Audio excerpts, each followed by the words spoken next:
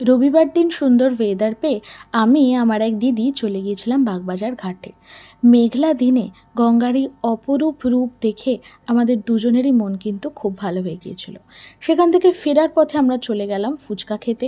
ফুচকা কাকু আমাদের 10 টাকায় 4টে ফুচকা এবং একটা এক্সট্রা ফাও ফুচকা দিয়েছিল। সেখান থেকে আরেকটু এগিয়ে আমরা চলে গেলাম ব্রোজ কাবাবে, যেটার কথা মোটামুটি সবাই তোমরা জানো। এখানে সব কাবাবেরই দাম মোটামুটি 60 টাকা থেকে 70 টাকার মধ্যে।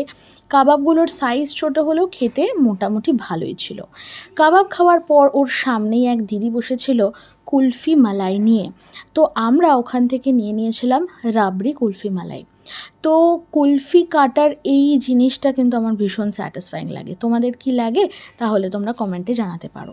কুলফির ওপর দিয়ে দিয়েছিল এক ধরনের জিনিস যেটার নাম হচ্ছে ফালুদা, যেটা মোটামুটি ভালোই টেস্টি ছিল।